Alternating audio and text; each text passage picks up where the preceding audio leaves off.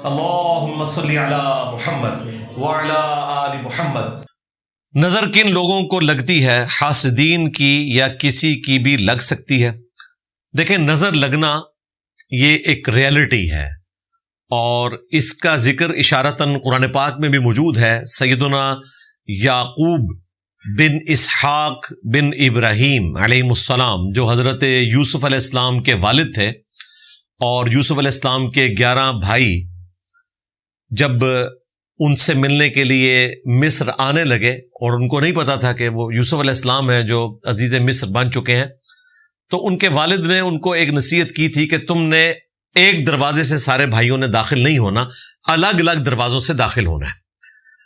پھر اللہ تعالیٰ نے اس پہ کامنٹس کیے ہیں کہ یہ عمل اللہ تعالیٰ کی تقدیر کے مقابلے پر ان کو غنی نہیں کر سکتا تھا، یعنی تقدیر تو نہیں بدل سکتی۔ وہ چاہتے تھے کہ میرے بچوں کو نظر نہ لگے کہ 11 بھائی ایک ہی دروازے سے انٹر ہو رہے ہیں۔ آپ سوچیں آج کے زمانے میں بھی یہ کتنی بڑی چیز ہے، اور اس زمانے میں جب قبائلی سسٹم تھا، 11 بھائی انٹر ہو رہے ہیں، تو اس چیز کے چانسز تھے کہ نظر لگ سکتی تھی۔ تو حضرت یعقوب علیہ السلام نے کہا کہ تم نے ایک دروازے سے داخل نہیں ہونا، شہر کے مختلف دروازوں سے الگ الگ داخل ہونا ہے، تاکہ نظر نہ لگے کہ یہ سارے بھائی اکٹھے آئے ہوئے ہیں۔ تو اللہ تعالیٰ نے اس پہ ورڈکٹ دی ہے کہ اس سے تقدیر کو وہ نہیں بدل سکتے تھے، یعنی اللہ تعالیٰ کے مقابلے پہ ان کو یہ چیز غنی نہیں کر سکتی تھی۔ لیکن ساتھ ہی اللہ تعالیٰ نے کہا کہ حضرت یعقوب علیہ السلام جو تھے وہ ہمارے علم رکھنے والے بندوں میں سے تھے، یعنی اس میں علم پوشیدہ ہے، اس میں کوئی شک نہیں ہے۔ بخاری مسلم میں حدیث ہے، اللہ کے محبوب صلی اللہ علیہ وآلہ وسلم نے ایک بچی کو دیکھا جس کا رنگ جو ہے وہ زرد پڑ چکا تھا، تو آپ صلی اللہ علیہ وآلہ وسلم نے فرمایا کہ اس کو دم ڈلواؤ، اسے نظر لگی ہوئی ہے۔ اسی طریقے سے بخاری مسلم میں حدیث ہے، آپ صلی اللہ علیہ وآلہ وسلم پھوڑے، پھنسیوں اور نظر کے اگینسٹ دم کرنے کی اجازت دیتے تھے، لیکن وہ مسلم شریف میں حدیث ہے، نبی علیہ السلام نے فرمایا کہ اپنے زمانے جاہلیت کے دم مجھ پر پیش کرو، اگر ان میں شرکی الفاظ نہیں ہے تو ان کو ویسے ہی کرتے رہو، شرکی الفاظ نہ ہو آپ دم کر سکتے ہیں، بالکل نظر کے لیے بھی کروائیں۔ بلکہ مسلم شریف میں ایک حدیث ہے کہ تقدیر پر اگر کوئی چیز سبقت لے جاتی تو وہ نظر ہوتی، یعنی یہ اتنی خطرناک چیز ہے کہ اگر تقدیر پہ بھی کوئی سبقت لے سکتی چیز لے گی نہیں۔ ظاہر ہے اللہ تعالیٰ نے جو تقدیر مقرر کی ہوئی ہے کسی کے لیے خیر کا فیصلہ یا شر کا فیصلہ، اس کو تو کوئی نہیں بدل سکتا، لیکن یہ اتنی پاورفل چیز ہے کہ اس کے اثرات موجود ہیں، اور ظاہر ہے یہ کوئی فزیکل فینومینا آف نیچر نہیں ہے کہ اس کو ہم کسی طریقے سے لیبارٹری میں پروڈیوس کر سکیں۔ یہ ایک اللہ تعالیٰ نے سلسلہ رکھا ہے، جس طرح باقی چیزیں ہیں، روحانی معاملات ہیں، اسی طریقے سے یہ چیزیں بھی انسان کے ساتھ جڑی ہوئی ہیں۔ تو عین ممکن ہے کسی شخص کو نظر لگ جائے، اور مسلم شریف میں یہ حدیث ہے، نبی علیہ السلام نے فرمایا کہ اگر کسی کے ساتھ اس طرح کا معاملہ ہوتا ہے اور وہ تم سے غسل کا مطالبہ کرے تو تم اس کے لیے غسل کرو۔ وہ کیا چیز ہے؟ وہ الموطا امام مالک میں ایک پورا واقعہ موجود ہے اسی کانٹیکسٹ میں، کہ سہل بن حنیف ایک بدری صحابی تھے، وہ غسل کر رہے تھے، تو ان کا جسم جو ہے وہ اوپر سے ظاہر کرتا تو اتارا ہوا تھا، نیچے انہوں نے تامد وغیرہ باندھی ہوئی تھی، تو ایک دوسرے صحابی کی نظر پڑی تو ان کی مبارک زبان سے الفاظ نکلے جو غیر مناسب تھے، ویسے ہم تو اس کو مناسب ہی سمجھتے ہیں لیکن ظاہر ہے کہ نظر کے پوائنٹ آف ویو سے لگ گئے، تو انہوں نے کہا کہ میں نے اس سے زیادہ سفید اور نرم اور ملائم جسم نہیں دیکھا، تعریف کی انہوں نے۔ بس صحابہ اکرام کہتے ہیں کہ یہ الفاظ بولنے تھے کہ اس کے بعد وہ سہل بن حنیف اٹھ ہی نہیں سکے، سر بھی اپنا نہیں اٹھا سکتے تھے، ایسی ان کو نظر لگ گئی۔ پھر نبی علیہ السلام تک بات پہنچی تو آپ نے فرمایا کہ اس کو نظر لگی ہے، اور آپ نے اس صحابی کو بلا کے کہا، سیدنا عامر بن ربیعہ کو کہا کہ یہ تو نے اگر اس طرح کا معاملہ کرنا تھا تو تجھے چاہیے تھا تو اس کے لیے خیر کے کلمات بولتا، ماشاء اللہ، اللہ تجھے برکت دے، یہ بولتا، یہ تو نے کیوں بولا؟ تو اب تو وضو کر۔ انہوں نے وضو کیا اور ان کے وضو کا پانی جو ہے اس سے غسل کیا پھر سیدنا سہل بن حنیف نے، اور وہ بالکل ٹھیک ہو گئے۔ یہ وہ چیز ہے جس کی طرف مسلم شریف میں اشارہ ہے کہ اگر کوئی آپ سے غسل کی ڈیمانڈ کرے تو آپ نے کر دینا ہے، یعنی غسل میں چھوٹا غسل یعنی وضو بھی ہو سکتا ہے، بڑا غسل بھی یعنی اس کا پانی دیا جائے، یعنی کسی کو خدشہ ہے کہ آپ کی نظر لگ گئی ہے اور وہ آپ سے کہتا ہے کہ مجھے خطرہ ہے، تو آپ اس کو وضو کر کے اپنے وضو کا بچا ہوا پانی دے دیں، وہ اس سے غسل کرے، تو یہ نظر اتارنے کا ایک ذریعہ ہے۔ اس کے علاوہ وظائف بھی رپورٹ ہوئے میں، صحیح مسلم میں حدیث موجود ہے، نبی علیہ السلام کے گھر والوں میں جب کوئی بیمار ہو جاتا تو آپ صلی اللہ علیہ وآلہ وسلم اس کو آخری 3 صورتیں پڑھ کر دم کیا کرتے تھے. یہ جھاڑ پھونک کا جو علاج ہے یہ پیرلل میں ایک علاج ہے. یعنی اس کو کوئی ایلوپیتھک یا ہومیوپیتھک یا ہربل کے ساتھ اس اعتبار سے کمپیئر نہ کروائے کہ وہ فزیکل علاج ہے تو اس میں تو ہمیں سمٹمز اس طریقے سے نظر آ رہے ہوتے ہیں. یہ ایک انٹلیکچوئل چیز ہے, یہ چیزیں ہی انٹلیکچوئل ہیں, ایک معاملہ ہی بالکل الگ ہے. جھاڑ پھونک بھی ایک علاج ہے. نبی اسلام وہ کیا کرتے تھے, اپنے اوپر کرتے تھے. بخاری میں حدیث ہے رات کو سونے سے پہلے آخری 3 صورتیں پڑھ کے آپ ہاتھوں پہ پھونک کے اپنے جسم کے اوپر دم کیا کرتے تھے. بخاری میں ابو داؤد میں آیا حسن و حسین کو دم ڈالتے تھے. اعیذکما بکلمات اللہ التامہ من کل شیطان وہامہ ومن کل عین لامہ. من کل عین لامہ یعنی جو اس طرح کی نظریں ہیں ان کے اگینسٹ میں تمہیں اللہ کی پناہ میں دیتا ہوں. تو نظر کا دم ڈالیں آخری 3 صورتوں کی شکل میں, یہ جو دعا میں نے پڑھی اس کی شکل میں. اور اگر آپ کو غالب گمان ہو کہ فلاں شخص کی نظر لگ گئی ہے تو اس سے آپ وہ پانی بھی ڈیمانڈ کر سکتے ہیں. لہذا یہ بات بالکل درست ہے کہ نظر لگ جاتی ہے. اور صبح و شام آپ 3 صورتیں آخری پڑھیں تو ہر چیز سے آپ کو کفایت کریں گی. حاسدین کے حسد سے بھی, نظر سے بھی, جنات سے بھی, شیاطین سے بھی. ابو داؤد ترمذی میں حدیث موجود ہے کہ ہر چیز سے کفایت کر جائیں گی انشاءاللہ تعالی. میں نے قرآن پاک 5 سے 6 بار ترجمے سے پڑھا ہے. اب کیا کروں, کون سی کتاب پڑھوں؟ پہلی بات تو یہ ہے کہ یہ جو آپ نے پڑھ لیا ہے اور آپ نے کنکلوڈ کر لیا کہ اب 7ویں دفعہ پڑھنے کی ضرورت نہیں ہے, تو یہ بالکل نان سینس بات ہے. میں الحمدللہ درجنوں دفعہ پڑھ چکا ہوں اور ہر دفعہ کوئی نہ کوئی نئی چیز سامنے آتی ہے. قرآن کو آپ نے ترجمے سے پڑھنا نہیں چھوڑنا, وہ آپ پیرلل میں پڑھیں, بھلے ایک صفحہ روز کا پڑھیں, اپنا تعلق رکھیں. اور ہمارے استاد غامدی صاحب تو بڑی اچھی بات کرتے ہیں کہ قرآن سننے والی کتاب ہے. صحابہ کرام سنتے تھے, ان پہ اثر کرتی تھی اس لیے کہ ان کی نیٹو لینگویج میں تھی. ہماری نیٹو لینگویج اردو ہے. آپ اردو ترجمے والا قرآن سنیں. مراج الدین خان صاحب ماشاءاللہ 80 کے قریب ان کی ایج ہو چکی ہے. ان کی آواز میں جو قرآن پاک کا ترجمہ ہے, امام کعبہ کی آواز میں تلاوت اور مشاری راشد کی آواز میں تلاوت اور ساتھ ترجمہ کمال انداز میں انہوں نے پریزنٹ کیا ہے. فتح محمد جلندری صاحب کا ترجمہ وہ آپ سنیں. آپ اگر دیکھ کر پڑھتے ہیں اور آدھے پونے گھنٹے کے بعد آپ کو اکتاہٹ ہوتی ہے یا بور ہونا شروع ہو جاتے ہیں, لیکن سنیں گے تو آپ آدھے گھنٹے میں اس سے کئی گنا زیادہ سن لیں گے. بوریت بھی نہیں ہوگی, آپ کی ایفرٹ کوئی نہیں لگ رہی, آپ صرف سن رہے ہیں. ہینڈ فری لگا لیں, کام کرتے ہوئے بھی سنیں. یہ جو پبلک میں مشہور ہے کہ جی آپ نے توجہ سے بیٹھ کے سننا ہے, وہ اس صورت میں ہے جب کوئی محفل قرات ہو رہی ہو. گھر میں عورتیں لگائیں قرآن پاک کی تلاوت اور ترجمہ, کہتے ہیں جی وہ پھر سننا پڑ جائے گا. اور بھائی ایک آیت بھی کان میں پڑ گئی آپ کی اصلاح کے لیے کافی ہے, وہ لگائیں. سورۃ البقرہ کے بارے میں صحیح مسلم میں ہے کہ شیاطین کو بھگانے والی ہے یہ سورت. لگائیں, ترجمے کے ساتھ لگائیں, لیکن ترجمہ ضرور ہو تاکہ ہمیں اس کی سمجھ آئے. تو پہلی چیز تو یہ ہے کہ آپ نے جناب قرآن پاک کو ترجمے سے پڑھنا نہیں چھوڑنا. اگلی بات, احادیث کا آپ مطالعہ کریں. احادیث کا مطالعہ کیسے کریں گے؟ آپ مشکات المصابی, جس کے اوپر میں نے پورا لیکچر ریکارڈ کروایا, انسائکلوپیڈیا آف حدیث, مشکات المصابی اہل سنت کی مین سٹریم کی 6 کتابیں اور ان کے علاوہ بھی باقی کتابوں کے سمجھ لیں نوٹس ہیں. بخاری, مسلم, ابو داؤد, ترمذی, نسائی, ابن ماجہ. اس کے علاوہ مسند احمد, المستدرک للحاکم, سنن کبریٰ, البیہقی. ان میں سے بھی جو کرٹیکل احادیث تھی وہ اس میں جمع کر دی گئی ہیں. یہ 6294 احادیث کا مجموعہ ہے. 3 جلدوں میں آپ سمجھ لیں اہل سنت کے تمام جو عقائد, نظریات, فقہی احکام و مسائل اس میں کور ہے آلموسٹ. تو یہ مشکات المصابی آپ پڑھیں, ہماری ویب سائٹ سے ڈاؤن لوڈ کریں. PDF اس کا فریلی اویلیبل ہے. مارکیٹ میں ویسے اس کی قیمت آج کل آلموسٹ 9000 روپے چل رہی ہے, لیکن ہم لوگ اپنی اکیڈمی میں اس کو 3000 روپے میں دیتے ہیں. جو اکیڈمی میں درس میں آیا کرتے تھے لوگ, ظاہر ہے آج کل تو اکیڈمی بند ہے. اور ڈاک میں اگر آپ نے منگوانی ہے تو اس کی قیمت 6000 روپے ہے آج کی ڈیٹ کے اندر, یعنی 16 اگست 2026 بمطابق 2 ربیع الاول 1448 ہجری. آپ مشکات المصابی ضرور منگوائیں. اور مجھے بڑی حیرانگی ہوئی, میں تو بڑے عرصے سے اس کی ترغیب دلا رہا تھا کہ مشکات ہر گھر میں ہونی چاہیے. قرآن کے ترجمے کے علاوہ اگر کوئی چیز ہے تو وہ یہ ہے. پھر مجھے پتا چلا کہ مولانا مودودی رحمہ اللہ تعالیٰ بھی اپنے اسٹوڈنٹس کو یہ ترغیب دیتے تھے کہ مشکات ہر بندے کے پاس ہونی چاہیے. مشکات آ گئی تو سمجھ لیں بخاری, مسلم, ابو داؤد, ترمذی, نسائی, ابن ماجہ کے نوٹس آ گئے. اور پھر اتنے انٹلیکچوئل ترتیب میں ان کو جمع کیا گیا, یعنی ان کو پتا تھا کہ بخاری مسلم کے اوپر امت کا اتفاق ہے اہل سنت کا, تو وہ ہر چیپٹر میں پہلا چیپٹر بخاری مسلم کا باندھتے ہیں اور دوسرا چیپٹر جو ہے وہ ادر دین بخاری مسلم کا. اس میں مینلی ظاہر ہے سنن اربع، جامع ترمذی، سنن ابی داؤد، سنن نسائی، سنن ابن ماجہ.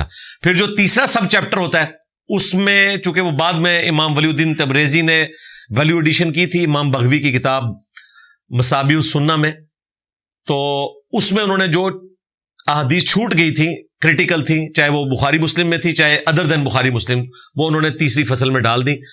ویسے وہ یہ بھی کر سکتے تھے کہ اس کو وہ بخاری مسلم کی احادیث کے اعتبار سے نکالتے اس میں سے اور اس کو پہلی فصل میں داخل کرتے اور ادر دین بخاری مسلم دوسری فصل میں. لیکن انہوں نے اپنے سے پہلے امام کا جو 6 صدی ہجری میں امام بغوی گزرے تھے ان کا احترام کیا کہ میں ان کی کتاب کو ڈسٹرب نہ کروں. انہوں نے مصابیح السنہ لکھی تھی، انہوں نے مشکات المصابیح اس کا نام رکھ دیا کیونکہ اس میں حوالے موجود نہیں تھے پرائمری کتابوں کے. ظاہر ہے مشکات سیکنڈری بک ہے تو باقاعدہ انہوں نے اس میں حوالے لگا دیے اور اس کا نام رکھا مشکات المصابیح، یعنی المصابیح چراغ وہ اپنے تاکچوں میں نے رکھ دیے ہیں، مشکات میں رکھ دیے ہیں، یعنی وہ کس کتاب سے لی گئی حدیث وہ بتا دیا ہے. تو یہ بڑا کام کیا، اس لیے میں نے آلموسٹ 1 گھنٹے کا لیکچر ریکارڈ کروایا اور یہ لیکچر سب کو دیکھنا چاہیے. اگر آپ نے علم حدیث سیکھنا ہے، حدیث کی اہمیت کو سمجھنا ہے تو مشکات المصابیح کا انٹروڈکشن یہ لکھیں، وہ تعارف کھل جائے گا. اس میں نے احادیث کے پوائنٹ آف ویو سے تفصیلاً ذکر کیا ہے. تو قرآن کے ترجمے کے بعد اس کو پڑھنے کی ضرورت ہے، پلس ہمارے قرآن تفسیر کے لیکچر دیکھیں تاکہ آپ کو وہ تمام آیات جو کریٹیکل ہیں جن کے اوپر فرقے کھڑے ہوئے ہیں ایک دوسرے سے اختلاف کرتے ہیں وہ چیزیں پتہ چل جائیں. اور ریٹن فارم میں اگر آپ نے پڑھنی ہے تو تفہیم القرآن پڑھیں، کمال کی چیز ہے تفہیم القرآن. وہ انشاءاللہ تعالی آپ کے ایمان میں بھی اضافہ کرے گی اور دور جدید کی تفسیر آپ کو لگے گی. وہ یعنی آج کے دور میں جو انسانوں کو وسوسے لاحق ہیں، خصوصاً یہ 17ویں 18ویں 19ویں صدی عیسوی اور اس میں بھی اسپیسیفکلی 18ویں 19ویں اور 20ویں صدی کے اندر ظاہر سائنس نے جو ترقی کی اس کے بعد پھر ایک انقلاب آ گیا، صرف سائنس کی دنیا میں نہیں پولیٹیکل سائنس کی دنیا کے اندر بھی. پھر نظریات کی جنگ شروع ہوگی، وہ ساری چیزیں اس میں وہ کور کرتے ہیں. آپ کو لگے گا نہیں کہ یہ کتاب 1400 سال پرانی کتاب ہے، کس طریقے سے انہوں نے محنت کی اور وہ سارے علوم انہوں نے حاصل کیے. الحمدللہ ہمارے نزدیک ہم نے ساری تفاسیر پڑھی ہیں، آج تک کوئی تفہیم القرآن کے مقابلے پہ تفسیر لکھ نہیں سکا. اور جو الفاظ کا چناؤ انہوں نے کیا اس کا صرف مقدمہ شروع کا چند صفات کا وہ آپ پڑھ لیں تو آپ وخر جہاں میں ہی داخل ہو جائیں گے. آپ کو پتہ چلے گا کہ قرآن کا تعارف جس انداز میں انہوں نے کروایا کہ قرآن ایک نیا پڑھنے والا کس نظریے سے پڑھے گا تو اسے سمجھ آئے گا کہ قرآن لٹریچر کی کس کیٹیگری میں فال کرتا ہے اور اس سے آپ نے کس طریقے سے ہدایت حاصل کرنی ہے. پھر آپ کو قرآن پاک کا ربط بھی نظر آئے گا، اس کا سوز و گداز بھی فیل ہوگا. پلس انہوں نے جو ترجمہ کیا وہ با محاورہ کیا ہے، یعنی جس طرح عربی کا سوز و گداز تھا نا اس کو اسی طریقے سے اردو زبان میں پریزنٹ کر دیا. اور اس میں انہوں نے اس چیز کی پرواہ نہیں کی ہے کہ میں لفظی ترجمہ کروں، با محاورہ ترجمہ کیا. بریکٹس ایڈ کرنی پڑی تو وہ انہوں نے ایڈ کی لیکن اس کو اس طریقے سے پریزنٹ کیا. اور ظاہر ہے یہ کرنا پڑتا ہے، جب بھی ایک زبان دوسری زبان میں ٹرانسفر ہوتی ہے تو آپ کو بریکٹس لگانی پڑتی ہیں کیونکہ عربی زبان ہو انگلش ہو اس کی فصاحت اردو میں اس طریقے سے ٹرانسفر نہیں ہو سکتی جب تک کہ آپ اس کو تفسیر کے ساتھ ترجمہ نہ کریں. بعض اوقات ایک ورڈ کا ترجمہ کرنے کے لیے آپ کو 5-6 الفاظ کا استعمال کرنا پڑتا ہے، پھر اس کو پریزنٹ کرنے کے لیے اس کا سوز و گداز اس کے ساتھ آپ کو چیزیں ایڈ کرنی پڑتی ہیں، پھر اس کا انسان کے اوپر اثر پڑتا ہے. اور یہ کام کیا ہے مولانا مودودی رحمہ اللہ نے، اللہ تعالیٰ ان کو جزائے خیر دے. تو یہ پڑھیں.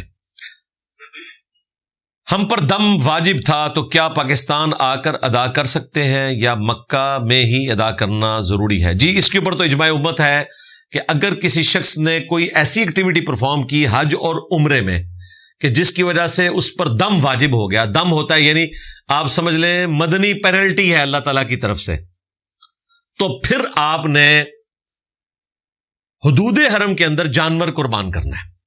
آپ پاکستان واپس آ چکے ہیں، کوئی مسئلہ نہیں ہے، یہاں سے آپ کسی ایسے بندے کو وہاں پہ رقم بھجوا دیں جو حدود حرم میں کوئی جانور لے کر قربان کرتے. وہ کوئی مشکل کام نہیں ہے، وہاں پہ بھیڑ بکریاں مل جاتی ہیں، آپ رابطہ کریں گے تو آپ کے لیے کوئی ایکٹیویٹی پرفارم کر دے گا. جو لوگ حج عمرے کے لیے جا رہے ہیں آپ ان کو بھی پیسے دے سکتے ہیں. اس طرح ہمارے ایک ریلیٹیو تھے، ان کے ساتھ ایشو ہو گیا تھا، وہ بال کٹوانا بھول گئے تھے اور اس کے بعد انہوں نے احرام بھی کھول دیا.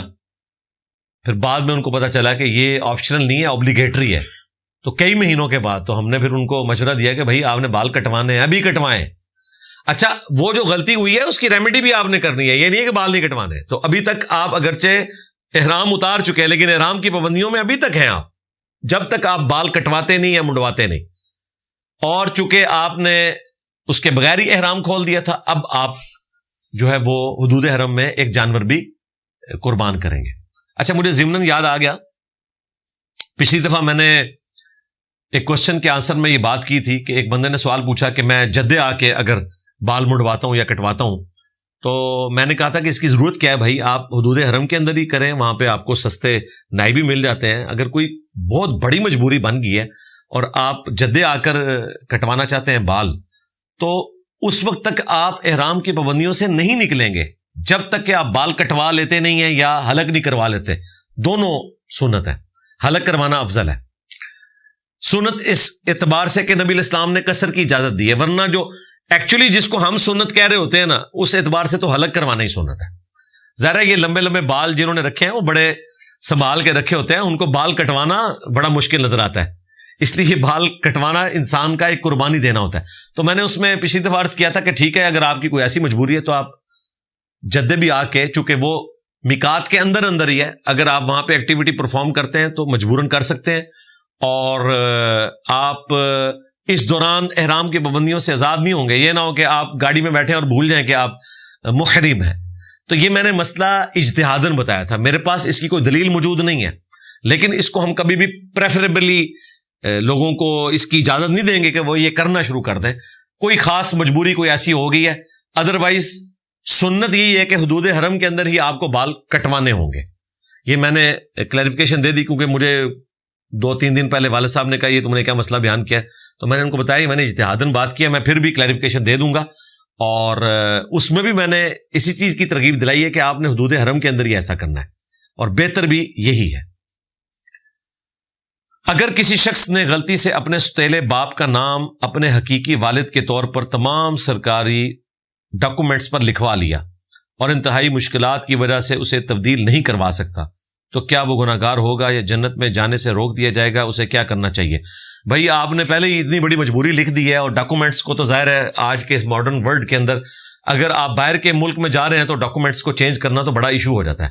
ہاں، پاکستان کے اندر ہیں تو اس طرح کا معاملہ ہو سکتا ہے. اخبارات میں آئے دن آتا ہے کہ میں نے جو ہے وہ نام تبدیل کر دیا اور مجھے آندہ سے اسی نام سے لکھا اور پکارا جائے، تو یہ تو ہو سکتا ہے، اور اس کے اگینسٹ ناظرہ بھی آپ کو ہیلپ آؤٹ کرے گی. البتہ اگر آپ باہر کے ملک میں جا رہے ہیں اور آپ کو خطرہ ہے کہ آپ کی اسناد کے اوپر کوئی اور نام لکھا ہوا ہے، ڈاکومنٹ میں اور ہے، اور اس میں خدشہ ہے کہ آپ اپرچونٹی کو اویل نہیں کر سکتے دوسری یونیورسٹیز کے اندر، تو ٹھیک ہے، ڈاکومنٹس میں ایز اے لاسٹ ریزارٹ اگر آپ چلاتے بھی رہتے ہیں تو اس کی کوئی گنجائش نہیں کر سکتی ہے مجبوراً. اور یہ بھی ان لوگوں کے لیے میں بات کر رہا ہوں، عام لوگوں کے لیے نہیں، اس کو تبدیل کروائیں. اور بچپن میں اگر ہوا ہے اور ابھی آپ بڑی عمر کو نہیں پہنچے ہوئے ہیں جس میں آپ نے میٹرک کی کوئی ڈگری لینی ہے یا ایف ایس سی کی، اور اس سے پہلے ہوتا ہے، تو اس کو فوراً تبدیل کروائیں. یہ بڑی سخت وعید ہے، بخاری مسلم میں حدیث ہے کہ ایسے شخص پہ جنت حرام ہے جو اپنے والد کا نام بدل لے.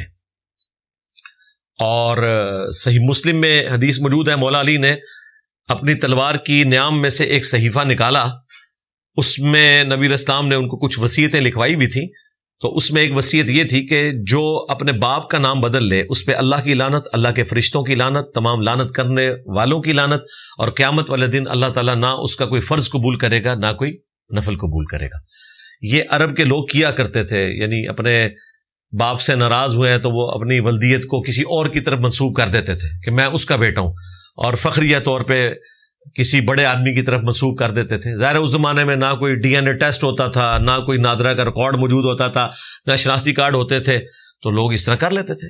آج کل بھی لوگ کئی ایسے لوگ ہیں جو اپنی عزت میں اضافے کے لیے اپنے آپ کو سید کہنا شروع کر دیتے ہیں. ہمارے جیلم شہر میں ایک مولوی تھا، آپ اس کو علیحدہ لے کے پوچھیں تو وہ کہتا ہے کہ جی میں سید نہیں ہوں، بس میں شوقیہ لکھ رہا ہوں. وہ شوقیہ لکھتے ہیں، اگلی نسل میں پکا ہو جاتا ہے، اور لوگ شاجی شاجی کہنا شروع کر دیتے ہیں ان کو.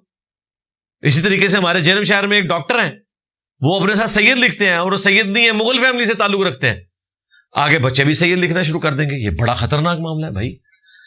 یہ اس لیے نہیں کہ ہاشمی سید جو ہیں ان کو اللہ تعالیٰ نے ایک پروٹوکول دیا ہے, ظاہر ہے بنو اسماعیل ہیں, اللہ تعالیٰ نے ان کو چنا ہے جس طرح کہ بنی اسرائیل کو چنا تھا, وہ اپنی جگہ. کوئی شاہ جی کے علاوہ بھی اپنی خاندانی پہچان چینج کر لیتا ہے, اپنے آپ کو شیخ لکھنا شروع کر دیتا ہے, یا ملک لکھنا شروع کر دیتا ہے, یا راجپوت لکھنا شروع کر دیتا ہے, اور اصلاً وہ کسی اور کاسٹ سے, ارائی سے تعلق رکھتا تھا. تو یہ بڑی خطرناک یعنی ایک طرح سے چیز ہے, اور یہ اس کے اوپر بڑی سخت وعید ہے, اس کا اہتمام کرنا چاہیے. اس میں میں عرض کر دوں, یہ لے پالک جو بچے ہوتے ہیں اس میں عموماً یہ کام ہو جاتا ہے. تو اس میں والد کا نام آپ نے وہی لکھوانا ہے, سرپرست کا نام آپ اپنا لکھوا سکتے ہیں, لیکن گارڈین کے طور پر والد کا نام آپ نے وہی رکھنا ہے. یہاں پہ میں ضمناً عرض کر دوں, ہمارے جو عرب اسکالرز ہیں اور بعض اہل حدیث اسکالرز جن میں فقہ کی کمی ہے, انہوں نے اس حدیث کو مس یوز کرنا شروع کر دیا اور کہا کہ جی شادی کے بعد کوئی عورت اپنے نام کے ساتھ خاوند کا نام نہیں لگا سکتی, ادروائز اس پہ بھی جنت حرام ہو جائے گی. وہ کہتے ہیں جی یہ وعید فٹ ہو جائے گی کہ والد کا نام اس نے بدل دیا. عموماً ہمارے ہاں نام جو ہوتے ہیں نا وہ والد کے نام کے ساتھ اٹیچ کیے ہوتے ہیں. مثال کے طور پر کسی کی بیٹی کا نام ہے نا زینب, اور والد کا نام جو ہے وہ ہے عثمان, تو نام ہوگا زینب عثمان. کل کو اس کی شادی ہوتی ہے کسی علی نامی لڑکے کے ساتھ, تو وہ پھر نادرا والے جب شناختی کارڈ بنانے لگتے ہیں, ظاہر روایز آپ نے کرنا ہوتا ہے, اب والد کے خانے میں لکھا جائے گا شوہر کا نام, اور وہ ظاہر ہے اس کا خانہ بھی بدل جائے گا.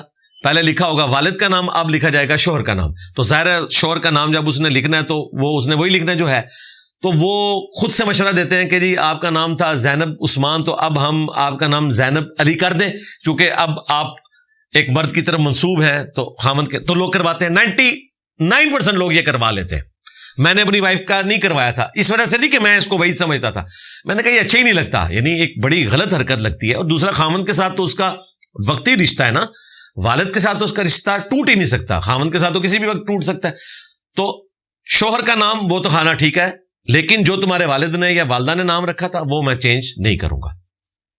لیکن یہاں پہ جو اہل حدیث بعض علماء ہیں جن میں فقہ کی کمی ہے یا علماء عرب ہیں, انہوں نے کہا کہ جی اگر اس نے یہ زینب عثمان کو زینب علی کر دیا تو چونکہ اس نے والد کا نام بدل دیا, اور والد کا نام نہیں بدلا, اس نے اپنا نام بدلا ہے, یعنی اپنے نام میں ایک جز تھا اس کو اس نے اپنے شوہر کی طرف منسوب کر دیا. والد کا نام اس وقت وہ بدلتی جب وہ اپنے شناختی کارڈ میں والد کے نام کے آگے اپنے خامند کا نام لکھتی. تو آپ شناختی کارڈ پڑھ کے دیکھ لیں, اس میں لکھا ہوتا ہے شوہر کا نام, والد کے نام کے آگے شوہر کا نام نہیں لکھا جاتا. وہ والا خانہ بھی چینج ہو جاتا ہے, اس میں شوہر کا نام آ جاتا ہے, لہذا یہ معاملہ اس کے اوپر فٹ نہیں ہوتا. اور پھر ظاہر ہے کہ اس کا ایک تاریخی بیک گراؤنڈ بھی ہے کہ جو زیاد تھا حضرت علی کا گورنر تھا, بعد میں بنو امیہ کے ساتھ مل گیا, اس نے اپنا نام چینج کر لیا تھا. بخاری مسلم میں آتا ہے حضرت ابو بکرہ رضی اللہ تعالیٰ عنہ, ایک تو ہیں سیدنا ابو بکر جو خلیفہ راشد ہیں, ابو بکرہ بھی ایک صحابی ہیں, ان کو لوگوں نے آ کے بتایا, مسلم شریف میں آتا ہے کہ جی دیکھیں آپ کے بھائی نے جو حرکت کی ہے زیاد نے, اس نے تو اپنے باپ کا نام ہی بدل لیا, جبکہ آپ کو پتہ ہے اس بات کا, آپ نے تو ہم سے خود حدیث بیان کی ہے کہ جو اپنے باپ کا نام بدل لے تو اس پہ جنت حرام ہے. تو انہوں نے کہا ہاں ایسا ہی ہے, لیکن میں کیا کر سکتا ہوں, اس نے جو ذلیل حرکت کی ہے, اور وہ اس نے ایسی ذلیل حرکت کی, اور جس بندے نے اس سے حرکت کروائی اس نے یوز کیا حضرت علی کے خلاف اس کو. پھر وہ حضرت علی کو چھوڑ کے اس شخصیت کا حامی بن گیا, اور اپنے آپ کو اس نے زیاد بن ابی سفیان کہلوانا شروع کر دیا, اور پھر نعوذ باللہ من ذالک اپنی ماں کو بھی بے عزت کیا اس نے, اور اس نے کہا کہ جی میری ماں نے زمانے جاہلیت میں حضرت ابو سفیان رضی اللہ تعالیٰ عنہ, ظاہر اس وقت تو وہ مسلمان نہیں ہوئے تھے, جس زمانے میں ان سے یہ غلطی ہوئی اس کے ساتھ منہ کالا کیا تھا, تو اس سے میں پیدا ہوا تھا, لہٰذا یہ, اور یہ بیسیکلی اس کے دماغ میں جس نے ڈالا تھا نا, وہ وہی ہے کہ جس کے بارے میں حدیث ہے کہ عمار کو ایک باغی جماعت قتل کرے گی, عمار انہیں اللہ اور جنت کی طرف بلائے گا, اور جماعت جہنم کی طرف بلا رہی ہوگی. اسی لیے مولانا مودودی رحمہ اللہ نے خلافت و ملوکیت کے اندر اس ملوکیت کے بارے میں جو بڑے بڑے 3 جرائم ذکر کیے ہیں, اس میں ایک جرم یہ بھی ذکر کیا کہ صحابہ کرام نالاں تھے کہ باپ کا نام ہی بدل دیا. یعنی صرف ایک پولیٹیکل گین کی خاطر تبدیل کروایا، اس نے تو خاری کاٹی. اور دیکھیں یہ جو تھا زیاد، اسی کا بیٹا عبید اللہ ابن زیاد تھا جو سیدنا حسین ابن علی کو کربلا میں قتل کروانے والوں میں آگے تھا. اور اسی کے بارے میں بخاری میں 3748 نمبر حدیث ہے کہ عبید اللہ ابن زیاد کے بیٹے کے سامنے حسین ابن علی کا سر کاٹ کے رکھا گیا. نعوذ باللہ. اللہ کی لعنت، اللہ کے فرشتوں کی لعنت، تمام لعنت کرنے والوں کی لعنت، اہل البیت کے دشمنوں پر، ان کے قاتلین کے اوپر. آمین. اللہم صلی علی محمد وعلی آل محمد. اور امام بخاری نے اس کے ساتھ لکھا ہے برأس الحسین علیہ السلام، حسین علیہ السلام کا سر. اور مولوی نے عربی میں علیہ السلام لکھا ہوا ہے، اس کے باوجود اردو میں لکھ دیا ہے حسین رضی اللہ عنہ. آپ اسلام 360 میں دیکھ لیں. sunna.com آفیشیل ویب سائٹ ہے جس پہ احادیث کی کتابیں رکھی ہوئی ہیں، اہل حدیث کی، زبردست کام کیا ہوا ہے، انگریزی میں ترجمہ، اردو میں، انٹرنیشنل نمبر کے اوپر. اس میں بھی آپ دیکھیں عربی والے پورشن میں لکھا ہوا ہے برأس الحسین علیہ السلام، اور یہاں لکھا ہوا ہے حسین رضی اللہ عنہ کا سر. یعنی آپ دیکھیں آمنے سامنے، ان کو شرم بھی نہیں ہے، علیہ السلام کو رضی اللہ عنہ بنا دیا صرف ایک اپنے فرقے کے اظہار کے لیے، اور کہیں اس طرف بات نہ چلی جائے. آپ دیکھیں یہ کبھی بھی امام حسین نہیں کہیں گے، امام ابن تیمیہ بول لیں گے لیکن امام حسین نہیں بولیں گے. جی وہ نیگیٹو طرف دماغ چلا جاتا ہے، معصومیت کا عقیدہ. تو آپ نے بھی تو معصومیت کا عقیدہ رکھا ہے بھائی. ابن تیمیہ کے ہم نے اتنے بڑے بڑے بلنڈر بتائے ہیں، تو آپ نے کہا جی اتنے بڑے امام کے بارے میں جی یہ سب بولتے ہیں. پہلی دشمنی جو اہل حدیث کے ساتھ ہماری شروع ہوئی بڑے پیمانے پہ، وہ ابن تیمیہ کی وجہ سے ہی ہوئی تھی. خیر وہ الگ سے ایک ٹاپک ہے، میں ویڈیو ریکارڈ کروا چکا ہوں. بہرحال یہاں پہ یہ لے پالک بچے کے اعتبار سے میں نے بتایا کہ اس میں بھی والد کا نام چینج نہ کروائیں. کیا قیامت 10 محرم کو آئے گی؟ پبلک میں مشہور ہے، لیکن ایک بات درست ہے کہ جمعے والے دن قیامت آئے گی. سنن ابی داؤد میں حدیث ہے، نبی صلی اللہ علیہ وآلہ وسلم نے فرمایا کہ جمعے کا دن یوم مشہود ہے. اس دن آدم علیہ السلام پیدا ہوئے، اسی دن اللہ تعالیٰ نے آدم علیہ السلام کو موت دی، اسی دن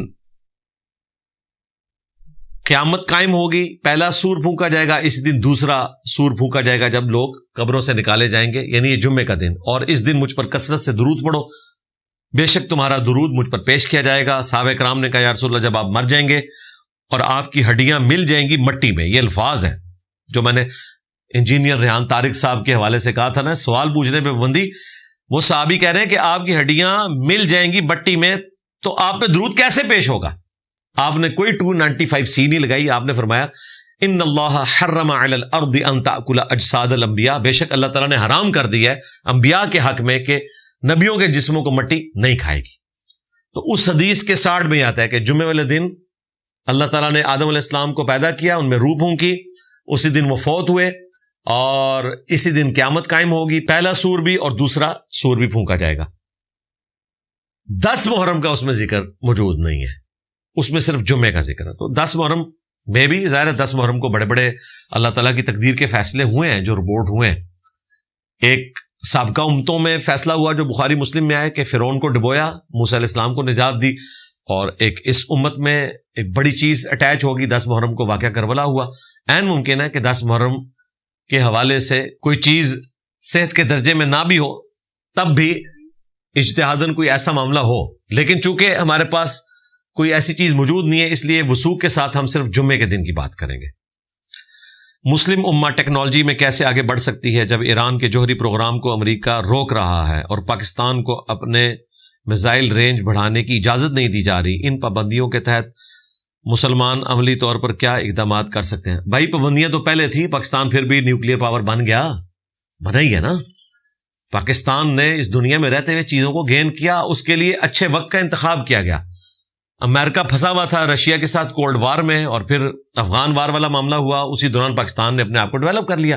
اور یہی بات ہمارے فیلڈ مارشل صاحب نے خامنائی صاحب کو سمجھائی تھی جب پہلی دفعہ حملہ ہوا تھا جون 2025 میں.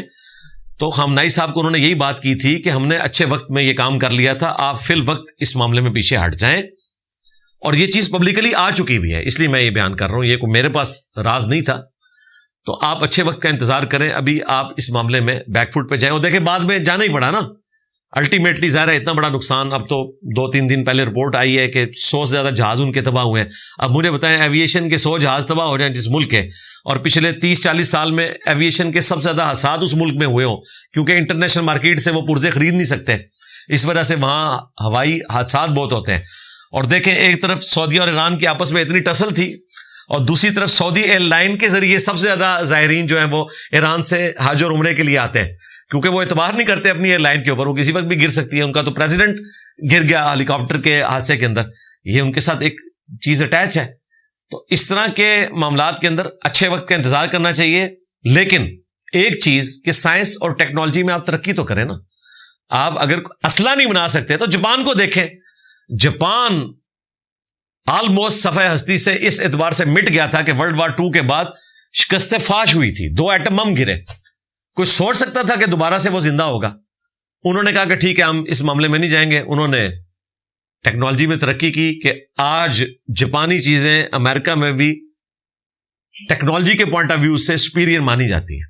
اور پھر چائنا نے انہی کی پیروی کی, اور آج چائنا سب کو پیچھے چھوڑ گیا. تو ٹیکنالوجی میں آپ آگے جائیں, یہ کام کر سکتے ہیں. ضروری ہے کہ آپ نے اسلحے کی ٹیکنالوجی میں ہی آگے جانا ہے, باقی ٹیکنالوجی کو آپ گین کریں, اور پھر جب آپ کو موقع ملے آپ انٹیگریٹ کر کے معاملات کو آگے لے کے چل سکتے ہیں. تو گیون سرکمسٹانسز کے اندر اپنے معاملات کو دیکھ کر چلنا چاہیے. آج کی دنیا معیشت کی دنیا ہے. اگر آپ کے پاس ایٹم بم بھی موجود ہے, لیٹسٹ اسلحہ بھی موجود ہے, لیکن معیشت کو چلانے کے لیے آپ کے پاس ریسورسز موجود نہیں ہیں, تو بھائی آپ صرف ایٹم بم کے سہارے تو دنیا میں آگے نہیں چلا سکتے. یہ تو حقیقت ہے. بارڈر پہ فوج لگانے کا خرچہ ہوتا ہے. دیکھیں آلموسٹ 8 سے 12 سال پہلے کی بات ہے, 12-13 سال پہلے پاکستان کا جو ڈیفنس کا بجٹ تھا, مجھے یاد ہے صحیح طریقے سے 500 ارب ہوا. غالباً 350 یا 400 سے 500. تو میں اتنا حیران ہوا کہ یار یہ اتنا بڑھا دیا 500 ارب. اور آپ کو پتا ہے اس دفعہ ہمارا ڈیفنس کا بجٹ کتنا ہے 2026 کے اندر؟ 3000 ارب. یعنی آپ سمجھ لیں 3000 ارب کتنی بڑی فگر ہے ہمارے جیسے غریب ملک کے لیے. لیکن ظاہر ہماری سروائیول کی جنگ ہے. آپ زندہ ہوں گے تو باقی معاملات چلیں گے, یہ ہماری مجبوری ہے سب کچھ کرنا.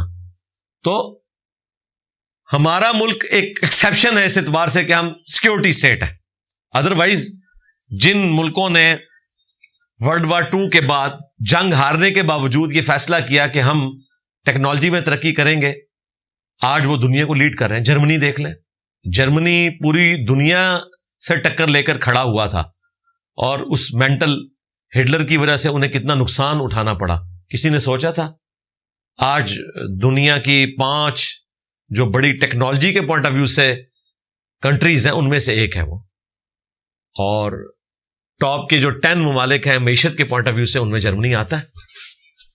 لیکن پیرلل میں آپ کو اپنی ڈیفنس کی طرف بھی توجہ دینی ہے. جس طرح کہ اب نیٹو کا وجود خطرے میں پڑا ہوا ہے, تو اب سارے یورپین ملکوں کو فکر پڑ گئی ہے کہ ترکی اکیلے ہی ہم سب کو ہڑپ کر سکتا ہے ایٹم بم اگر استعمال نہ کیا تو. ظاہر ہے ایٹم بم فرانس اور یو کے پاس جو موجود ہے, اگر وہ اس کو استعمال نہ کریں تو کنونشنل وار میں تو پورے یورپ کے اوپر قبضہ کر سکتا ہے ترکی, جتنا کچھ ان کے پاس ہے.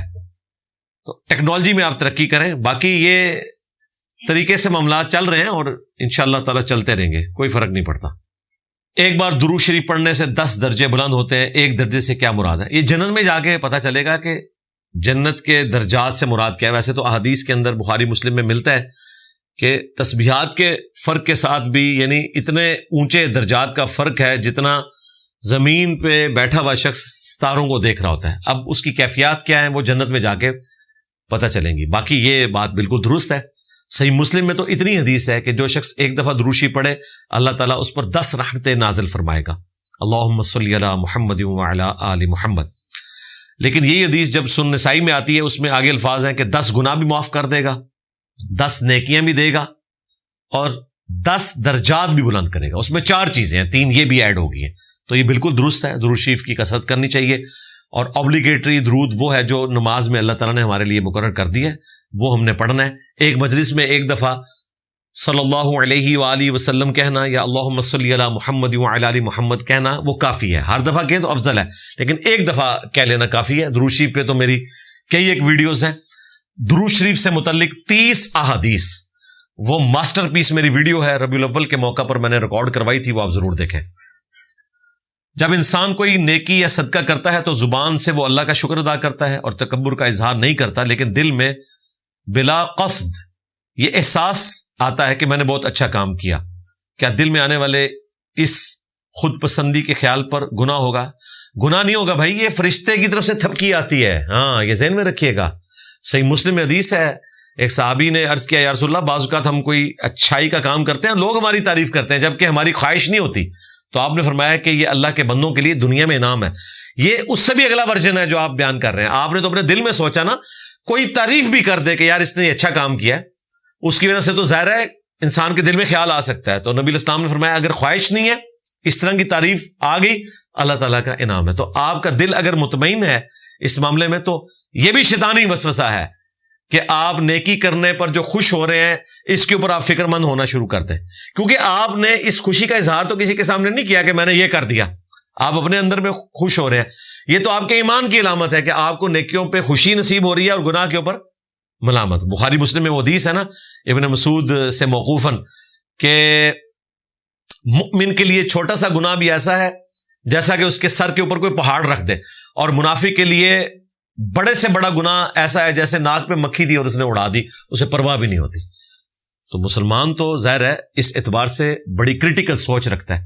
تو اگر آپ کو دل میں خوشی نصیب ہو رہی ہے تو احادیث کی روشنی میں یہ فرشتہ ہے جو آپ کو حوصلہ افزائی کرتا ہے، جو آپ کے ساتھ اٹیچ ہے.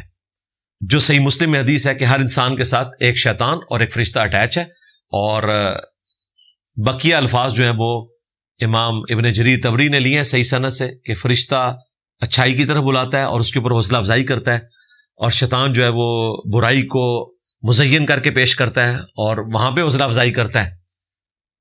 صحابہ کرام نے عرض کیا یا رسول اللہ آپ کے ساتھ بھی شیطان اٹیچ ہے؟ تو آپ نے فرمایا میرے ساتھ بھی تھا، لیکن اللہ تعالیٰ نے مجھے اس پر قدرت دی اور وہ مطیع ہو گیا، وہ مجھے نیکی کی طرف ہی بلاتا ہے. یعنی صرف رسول اللہ کا پروٹوکول ہے صلی اللہ علیہ وآلہ وسلم. لہذا آپ کے کیس میں کوئی ٹینشن والا معاملہ نہیں ہے.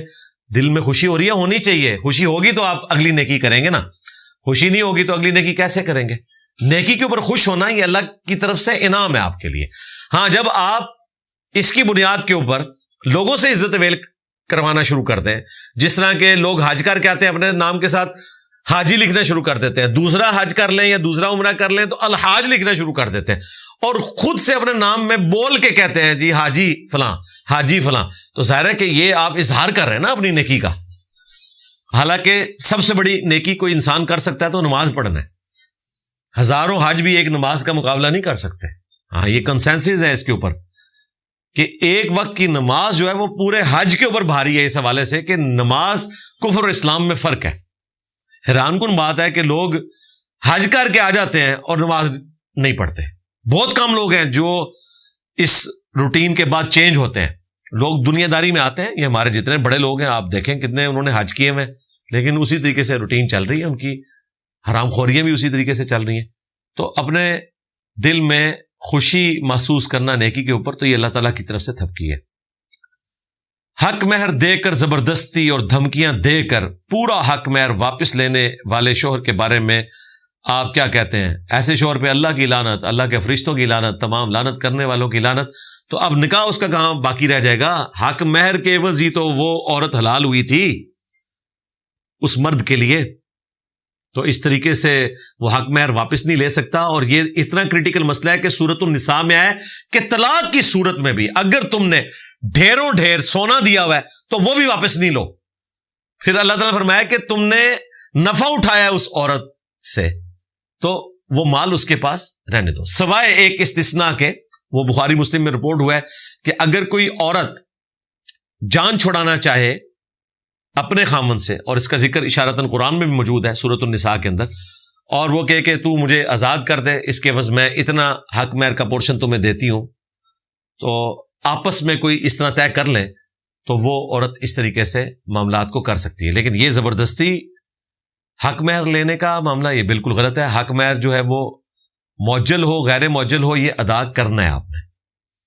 پلس حق مہر کے پوائنٹ آف ویو سے ایک چیز آپ نے ذہن میں رکھنی ہے کہ اگر کوئی عورت اپنی مرضی سے خوشی سے خامند کو حق مہر معاف کرنا چاہے تو وہ کر سکتی ہے, یہ اس کا رائٹ ہے. یہ لازمن نہیں ہے کہ اس نے ضرور لینا ہے. وہ چاہتی ہے کہ ٹھیک ہے میں معاف کرتی ہوں, مجھے اللہ تعالیٰ نے خامند کی شکل میں اتنی بڑی نعمت دے دی ہے. جس طرح ہم نے دیکھا ہے کہ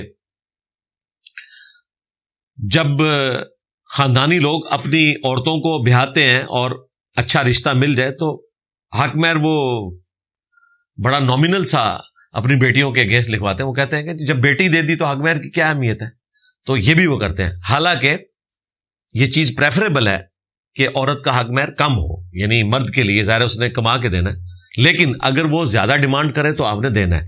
نبی اسلام نے بھی بڑا حق مہر جو ہے وہ اپنی بیٹیوں کے لیے مقرر کیا. میں نے یعنی بہت پہلے کیلکولیشن کی تھی تو آج کا 12 لاکھ روپے بنتا تھا, آج کا نہیں اس زمانے کا بنتا تھا, تو آج شاید 25-30 لاکھ روپیہ وہ بنتا ہو سونے کے پوائنٹ آف ویو سے. تو زیادہ بھی رکھ سکتے ہیں کم بھی رکھ سکتے ہیں, لیکن دینا آپ نے ضرور ہے. اس کے بغیر عورت حلال نہیں ہوگی. نکاح کی بنیادی حق مہر ہے, ایجاب و قبول ہے اور اعلانیہ ہونا ہے گواہوں کی موجودگی میں.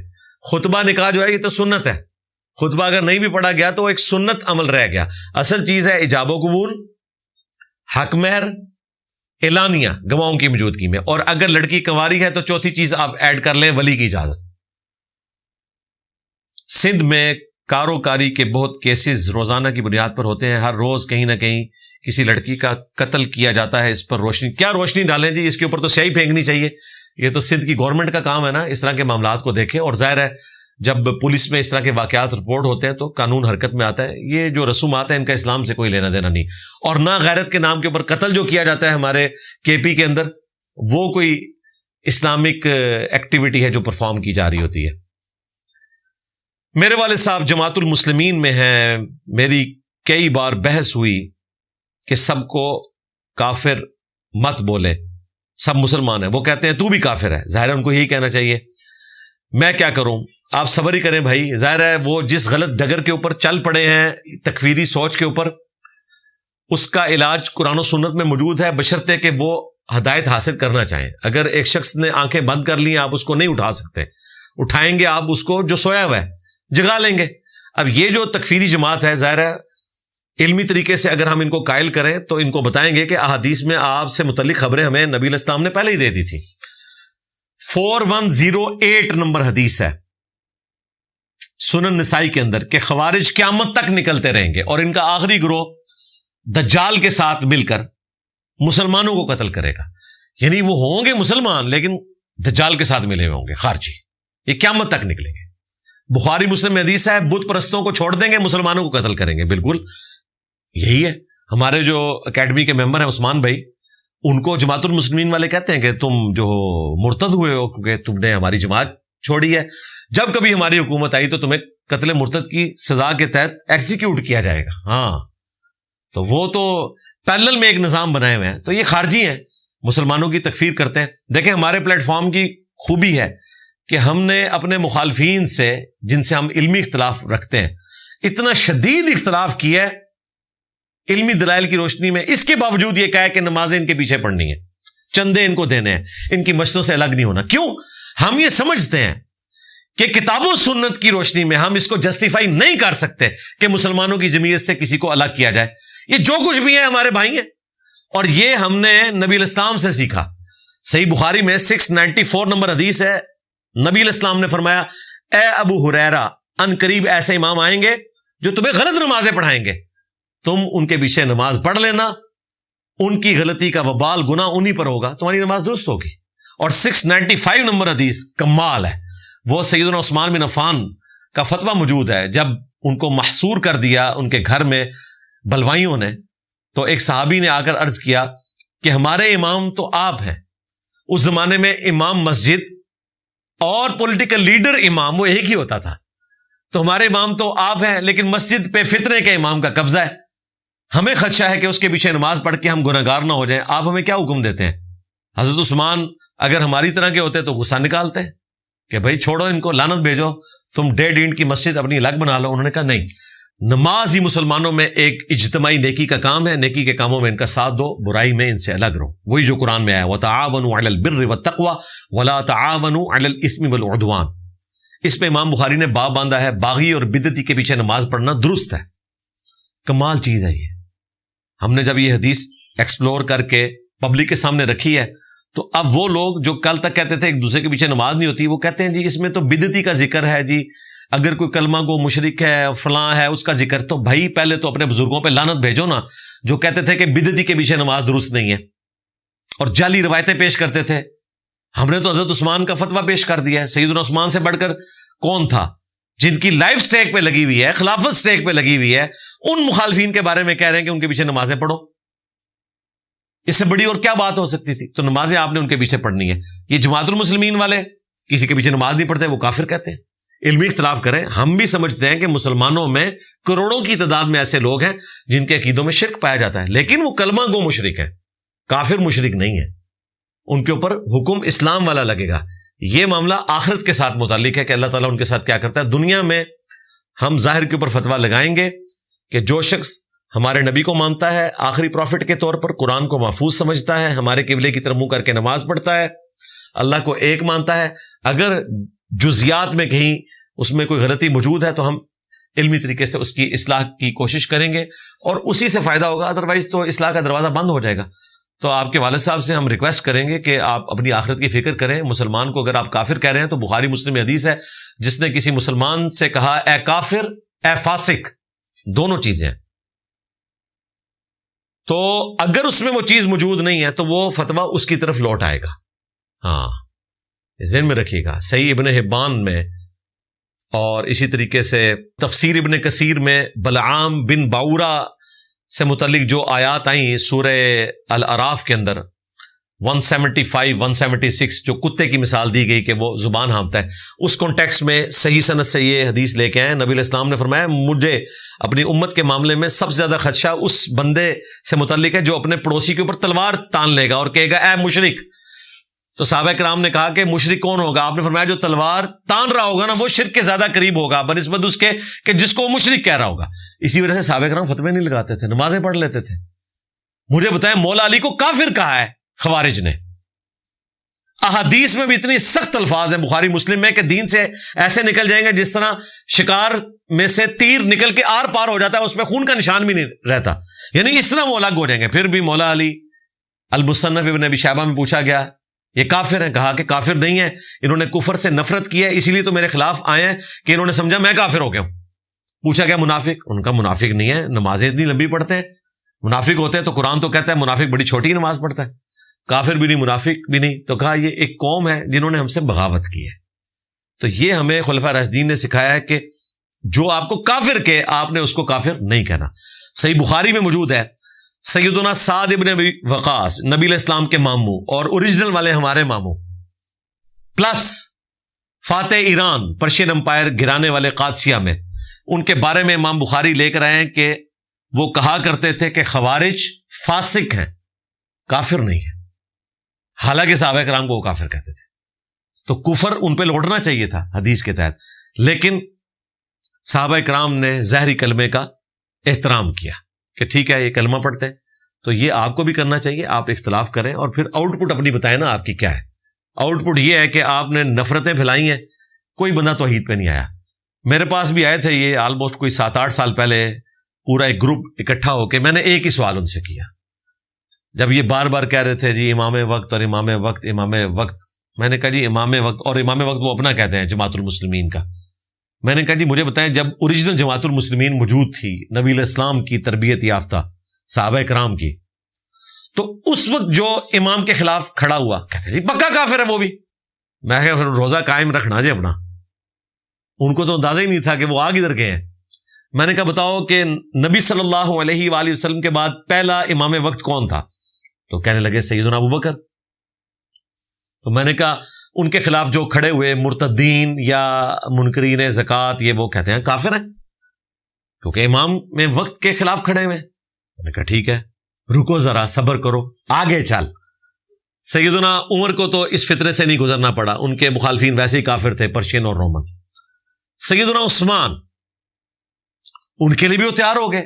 انہوں نے یہ بھی پرواہ نہیں کی کہ اس میں صلح حدیبیہ کے صحابہ موجود ہیں. انہوں نے کہا جی کافر ہیں بلوائی. اب ان بیچاروں کو تو پتہ ہی نہیں ہے کہ وہ بلوائی ہے کون تھے. اچھا پھر میں نے کہا سیدنا علی چوتھے خلیفہ. کہتے ہیں ہاں جی. میں نے کہا ان کے مخالفین. کہتے ہیں جی کافر خارجی, ہم تو ان کو کافر سمجھتے. میں نے کہا نا نہروان تو تیسرے نمبر پہ ہوئی ہے. مولا علی نے جو پہلی جنگ لڑی ہے وہ تو لڑی ہے جنگ جمل, اس کے بعد صفین اور پھر نہروان. تو یہ مجھے بتاؤ کہ جنگ جمل والے کیا ہیں؟ بس کہتے ہیں یہ آپ کو پوچھ کے بتائیں گے. اللہ کا کرم ہوا الحمدللہ, آج کوئی 8-9 سال ہو چکے ہیں, آج تک ان کو جواب نہیں ملا. تو اپنے ابا جی سے آپ نے پوچھنا ہے کہ امام وقت مولا علی کے خلاف جن لوگوں نے جنگ صفین یا جنگ جمل لڑی, نہروان کو تو چھوڑ دو, ہم تو ان کو بھی مسلمان سمجھتے ہیں, خارجی تھے لیکن مسلمان تھے چونکہ مولا علی نے ان کو مسلمان سمجھا. جنگ صفین اور جنگ جمل والے جو ہمارے نزدیک صحابہ کرام ہیں, ہم ان کو رضی اللہ عنہ بھی کہتے ہیں. تم کیا کہتے ہو؟ تمہاری ڈاکٹرن میں تو وہ بھی امام وقت کے خلاف کھڑے ہوئے اور وہ دار اسلام سے نعوذ باللہ خارج ہوئے. ان پہ کفر کا فتویٰ لوٹاتے ہو کیا؟ اگر نہیں لوٹاتے اس وقت تو انہوں نے کہا جی پوچھ کے بتائیں گے, آج تک نہیں بتایا. جب کبھی کوئی ملتا ہے تو میں ایک ہی سوال کے سامنے رکھتا ہوں. جب کہتے ہیں نا کہ نہیں ان کے بارے میں ہم خاموش ہیں, تو میں کہتا ہوں بھائی ہمارے بارے میں بھی خاموش رہو اگر ہم تمہارے امام کو نہیں مان رہے. لو سامو.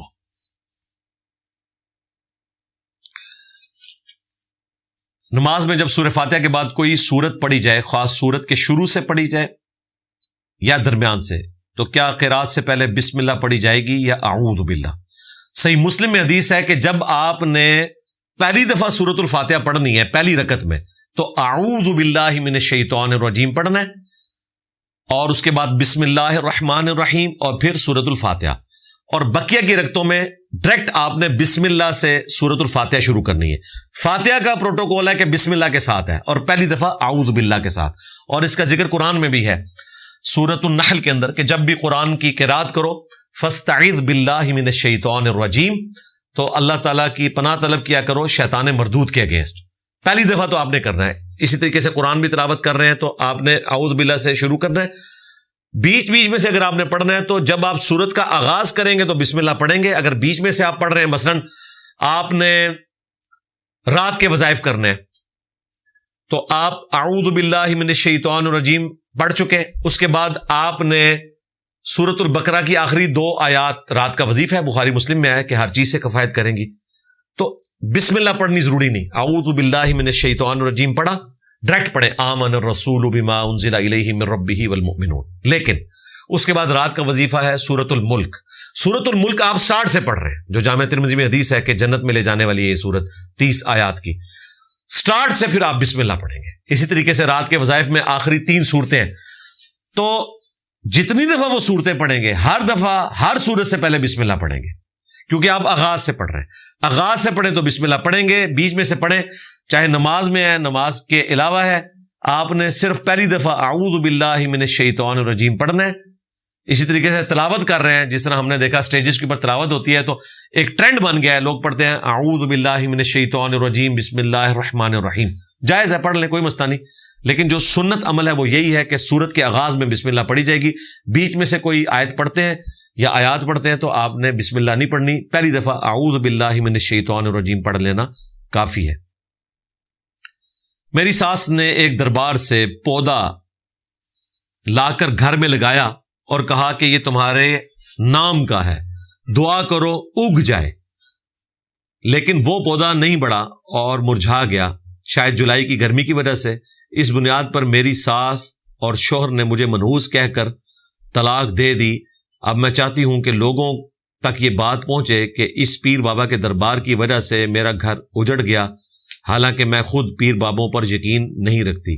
آپ یقین رکھتی بھی ہوں, ہمیں کوئی فرق نہیں پڑتا. ہم کہتے ہیں کہ جی یہ نہ صرف گھر اجاڑتے ہیں بلکہ آخرت برباد کر دیتے ہیں. میں کیوں بابوں کے اتنے خلاف ہوا ہوں؟ مجھے پتا ہے کہ انہوں نے کروڑوں لوگ جہنم تک پہنچائے ہیں, خود بھی انشاءاللہ جہنم میں ہی لینڈ کرنا ہے. انہوں نے خود چلے جاتے ہیں, اب غم نہ ہوتا. لوگوں کو لے کے گئے ہیں اپنے غلط نظریات اور عقائد کی وجہ سے. اور پھر دیکھیں لوگ کتنے معصوم بن کے کہتے ہیں جی پرانے بابے ٹھیک تھے, یہ بعد والے خراب ہو گئے ہیں. تو دیکھا آپ نے, ہم نے اپنے کرنٹ افیئر کے اندر باباؤں کے جو بابا تھے نا, ان کے عقائد اور نظریات ان کی اپنی کتاب سے بتائے ہیں, قصیدہ غوثیہ سے عبد القادر جیلانی کے دعوے بتائے ہیں, کانوں سے دھواں نکلتا ہے. میں تصور میں سوچ رہا تھا کہ قصیدہ غوثیہ اگر حضرت عمر کے سامنے پڑھا جائے تو جس بندے نے قصیدہ غوثیہ لکھا ہے خود اپنی شان میں, اس کی وہ چترول ہو, اور یہ چترول تو میں چھوٹا لفظ استعمال کر رہا ہوں, ایسے شخص کو رہنے کا حق بھی نہیں سیدنا عمر دیں گے کبھی کہ یار تو کیا باتیں کر رہا ہے, تو کس قرآن حدیث کے اوپر چل رہا ہے, تجھے کس نے یہ چیزیں بتا دی ہیں. ہم تو پوری زندگی جو ہے وہ اپنی آخرت کی فکر میں رہے ہیں. بخاری مسلم حدیث ہے, جس زخم میں سیدنا عمر کی شہادت ہوئی ہے اس میں جب لوگ ان کی تعریف کر رہے تھے تو انہوں نے کہا اللہ کی قسم میری خواہش ہے, تم لوگ تو کہہ رہے ہو میں نے دین کے لیے اتنی خدمت کی, رومنس کو گرایا, پرشین کو گرایا, قیامت والے دن اللہ تعالیٰ میری نیکیاں اور گناہ برابر بھی کر دے تو بھی میں کامیاب ہو گیا, یعنی مجھے کسی گناہ کا وبال نہ ہو تو میں اس میں بھی خوش ہوں. اب حضرت عمر سن لیں کہ یہ عبد القادر جیلانی صاحب قصیدہ غوثیہ میں کہہ رہے ہیں تمام اولیاء کی گردن پہ میرا پاؤں ہے, ٹھیک ہے جی, اور میں جنت میں اس وقت تک داخل نہیں ہوں گا جب تک سارے مرید نہ لے جاؤں, اور میں قیامت تک آنے والے اپنے مریدوں کا ضامن ہوں کہ بغیر توبہ کے نہیں مریں گے. توبہ توبہ, اس پہ توبہ ہی کی جا سکتی ہے. اور خوش نصیب ہے وہ جو مجھے دیکھے اور میرے دیکھنے والے کو دیکھے اور اس کے دیکھنے والے کو دیکھے, اور بڑا بد نصیب ہے وہ جو میری زیارت نہ کر سکے. اندازہ کریں اس طرح کی گفتگو. اور مجھے اللہ نے ایک کتاب دی ہے صحیفہ جس میں قیامت تک میرے مریدوں کے نام لکھے ہوئے ہیں, اور اللہ نے مجھے گارنٹی دی ہے کہ میں نے عبد القادر جیلانی تیری وجہ سے قیامت تک آنے والے تیرے مریدوں کو بخش دیا ہوا ہے. اندازہ کریں. اور یہ وہ باتیں ہیں جو بابا جانی سنایا کرتے تھے آج تک. یہ نہ سمجھیے گا یہ وہ باتیں ہیں جو جاہل پیر سناتے ہیں, نہیں. قصیدہ غوثیہ اور بہجت الاسرار یہ وہ کتابیں ہیں جو انٹرنیشنلی عبد القادر جیلانی سے متعلق اتھینٹک کتابیں مانی جاتی ہیں.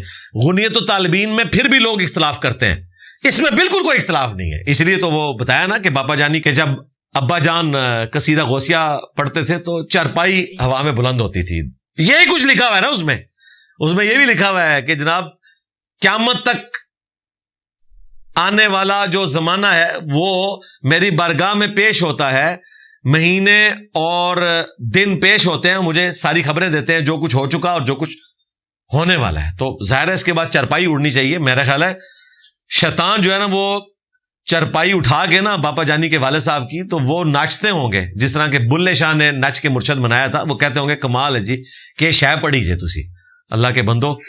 تو یہ جنہوں نے ہماری سسٹر کے ساتھ ظلم کیا کہ توہمات کی بنیاد کے اوپر, ایک پودے کی بنیاد کے اوپر ایک عورت کے مستقبل کا فیصلہ کیا, قیامت والے دن جہنم کے مستحق ہے. اپنی دنیا اور آخرت برباد کر لی اگر وہ توبہ نہیں کرتے. اور ظاہر توبہ کا مطلب ہے کہ اسی سسٹر سے معافی مانگنی ہوگی. اور اپنی سسٹر سے میں عرض کروں گا آپ نے ٹینشن نہیں لینی, انسان کے اوپر تکلیفیں مختلف انداز میں آتی ہیں. عین ممکن ہے آپ کا شوہر اچھا ہوتا پہلے ہی ہفتے ایکسیڈنٹ میں مر جاتا, آپ کے لیے اس سے بھی مشکل زندگی ہوتی. ہمیشہ صحیح مسلم میں آیا کہ اپنے سے نچلے لوگوں کو دیکھو, یوں اللہ تعالیٰ کی نعمتوں پر تمہیں قناعت نصیب ہوگی. عین ممکن ہے کہ اللہ تعالیٰ نے آپ کی آخرت بچا لی اور دنیا میں کسی بڑے انسیڈنٹ سے بچایا. اس قسم کی منحوس فیملی کے ساتھ آپ رہتی تو آپ کے عقیدے بھی خراب ہو جاتے ہیں, دنیا تو برباد ہوئی تھی, آخرت بھی برباد ہو جاتی, تو آپ کے حق میں بہتر ہوا ہے.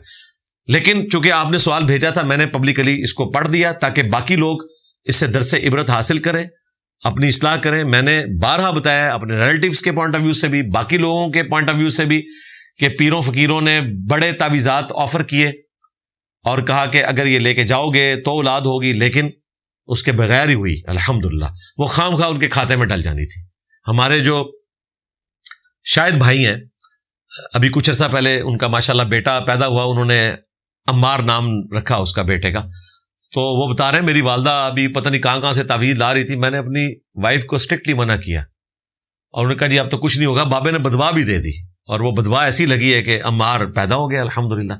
اتنے عمار پیدا ہوئے ہیں, ہم تو اب درجنوں عمار جانتے ہیں کہ جو بابوں سے مخالفت کی وجہ سے پیدا ہوئے ہیں. اور اب آپ سوچیں کہ جب وہ بڑے ہوں گے انہیں پتہ چلے گا کہ ان کا نام عمار ہے اور کس شخص کی نسبت ہے, تو پھر بابوں پہ کیسے مسلط ہوں گے. انشاءاللہ وہ دیکھنے والا منظر ہوگا. یہ سارے عمار جو ہے نا ان کے لیے واقعی عمار. اچھا سیدنا عمار کا تو آپ کو صرف جنگ صفین کے حوالے سے پتہ ہے نا, اس سے پہلے مسیلمہ کذاب کے خلاف چند جو بڑے لیڈرز تھے جنہوں نے خالد ابن ولید کے ساتھ مل کے شکست دی ہے مسیلمہ کذاب کو, ان میں حضرت عمار ابن یاسر شامل ہیں, رومنز کے خلاف, پرشینز کے خلاف. اور میں حیران ہوتا ہوں کس عمر میں 70 سال کی عمر میں. جی ہاں، جب یہ شہید ہوئے ہیں المستدرک للحاکم میں موجود ہے کہ 90+ تھے. ایک روایت حاکم کی ہے کہ 93 سال کی عمر میں تلوار اٹھاتے تھے، ان کی ساتھ کی تلوار کوئی نہیں چلا. یار 93 سال، ہمارا تو بابا جو ہے وہ یعنی 63 سال کا بابا بھی نہیں ہل سکتا اپنی جگہ سے. 93 سال کا بندہ جنگ لڑ رہے ہیں. المستدرک للحاکم میں آتا ہے خزیمہ بن ثابت انصاری، جن کے بارے میں بخاری میں آتا ہے کہ انہوں نے جب سنن نسائی میں پورا واقعہ ہے، نبی علیہ السلام کی طرف سے گواہی دی تھی کہ اس کافر کے ساتھ آپ کا سواری کا سودا ہوا ہے، تو آپ نے کہا تھا کہ اس کی گواہی 2 کے برابر ہے. اور بخاری میں آتا ہے کہ سیدنا ابوبکر کے دور میں ان کی گواہی کے اوپر قرآن پاک کی ایک آیت جو ان کے پاس ریٹن فارم میں تھی، باقی صحابہ کو تو پتا تھا لیکن ریٹن پوائنٹ آف ویو سے 2 کے برابر گواہی شمار کی گئی. خزیمہ بن ثابت، ان کے بارے میں المستدرک للحاکم میں آتا ہے وہ جنگ صفین میں نیوٹرل تھے. وہ حضرت عمار ابن یاسر کے پیچھے تھے. ان کا جی حضور سے میں نے سنا ہے کہ عمار کو باغی جماعت قتل کرے گی، میں یہ دیکھوں گا کہ عمار کس کے ساتھ ہے. اچھا، حالانکہ عمار مولا علی کے ساتھ تھے، لیکن بسا اوقات کوئی ایسا وسوسہ انسان کو آتا ہے، انسان ہے نا، ان کے دماغ میں یہ تھا، شامیوں کو پتا کیا پڑھایا ہوا تھا مامو پارٹی نے، کہ آخری وقت میں حضرت عمار جو ہے نا حضرت علی کو چھوڑ کے ہمارے ساتھ آ جائیں گے اور ہماری طرف سے شہید ہوں گے، اور یہ اس بات کی علامت ہوگی. اس کی وجہ سے بعض لوگ بیچارے پیچھے ہٹ گئے. تو دیکھتے رہے، انہوں نے جب دیکھا کہ آخری وقت میں مولا علی کے ساتھ ہی رہے عمار. یہ حاکم میں پورا واقعہ ہے خزیمہ بن ثابت کا، ان کی شہادت کا. پھر انہوں نے کہا اب تو کوئی گنجائش نہیں رہی، وہ پھر جنگ صفین میں آگے جا کے لڑے اور شہید ہو گئے. یعنی حضرت علی نے پوری کوشش کی ان کو قائل کرنے کی کہ تم اتنے بڑے صحابی ہو، تم میرا ساتھ نہیں دے رہے ہو، ٹھیک ہے. لیکن جب عمار شہید ہوئے پھر انہوں نے کہا جی اب تو کوئی چیز باقی نہیں رہی ہے، میں مولا علی کے ساتھ مل کے قتال کروں گا. پھر وہ شہید ہوئے. تو انشاءاللہ انقلاب آ رہا ہے انشاءاللہ تعالی.